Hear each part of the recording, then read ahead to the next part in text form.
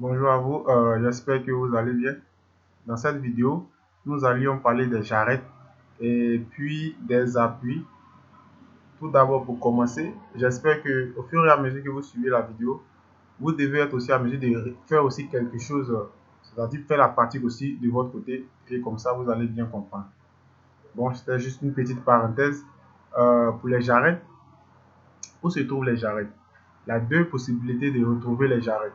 Soit vous venez dans section et matériaux, vous cliquez et vous allez voir les jarrettes ici. Ou soit je reviens sur le menu de démarrage, je pars dans structure, caractéristiques, additionnelles et juste en bas vous allez voir les jarrettes. Et lorsque vous appuyez dessus, vous allez voir cette petite fenêtre apparaître. Ici vous pouvez supprimer ou vous pouvez vous-même créer votre jarret en appuyant ici. Cette fenêtre va apparaître et vous-même vous pouvez modifier votre propre jarret. Moi j'ai déjà fait et donc je l'ai sauvegardé déjà ici. Les jarrettes s'appliquent au point d'implantation de votre projet. Au point d'implantation, c'est-à-dire, je vais appuyer ici fermer et je vais sélectionner les jarrettes. Vous allez voir, comme ça vous allez comprendre. Vous allez le comprendre. Il s'applique au point d'implantation de votre projet. Donc ici, on aura un ici, vous voyez ici, on aura un jarret ici. Ici aussi, on aura aussi un jarret ici. C'est ça on appelle les jarrets. Ça, c'est celui-là qu'on appelle les jarrets. Ici, on aura un ici et un deuxième ici. Il s'applique au point d'implantation de votre projet.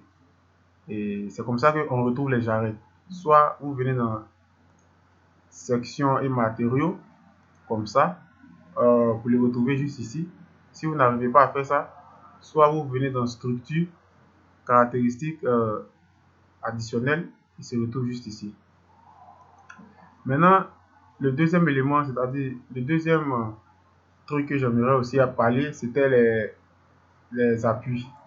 Pour retrouver les appuis, vous venez toujours dans le système de bureau, démarrage, juste en bas ici, les appuis, vous cliquez et lorsque vous cliquez, vous allez voir que vous aviez des appuis, c'est-à-dire les différents types d'appuis qui sont déjà dans le robot, c'est-à-dire qui sont dans la base de données du robot. Juste ici, cette fenêtre va s'ouvrir. Vous allez voir appui simple, encastrement, rotule. Si vous voulez supprimer les appuis simples, vous mettez par exemple votre flèche là sur l'encastrement et vous appuyez supprimer, il va supprimer. Si vous ne voulez pas l'utiliser dans votre projet, voilà, nous on va rester en appui simple.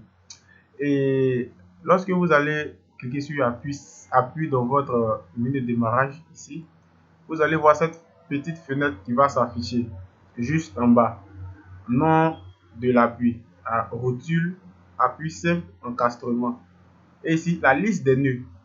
La liste des nœuds, les nœuds que j'ai déjà expliqué dans la vidéo précédente, les vidéos passées. Ici, c'est nous avons un nœud, 2, 3, 4 et 5. Ici, le degré de liberté sur l'axe des X, le degré de liberté sur l'axe des Y. Ici, vous ne touchez à rien. Au fur et à mesure que nous allions avancer, je vais vous expliquer. Ici, on a l'appui simple en encastrement. Bon, ici, l'encastrement ne va pas trop nous intéresser. On va placer deux appuis simples sur le poteau 1 et sur le poteau 5. Donc, pour ce faire, vérifiez bien que votre curseur, c'est-à-dire la flèche de la souris est ici, sur celui-là, et vous venez juste en bas ici de votre poteau, vous placez un appui, vous venez ici, vous placez deux appuis et le deuxième appui. Et automatiquement, vous allez remarquer que dans la liste des nœuds, sur l'appui simple, ils ont mis 1 et 5. C'est-à-dire vous avez sélectionné, vous avez placé un appui simple ici et un appui simple ici. Le robot le note automatiquement. Ou soit, vous pouvez faire aussi d'une autre manière. Vous venez ici, vous cliquez dans la case ici, vous supprimez, vous le supprimez, excusez,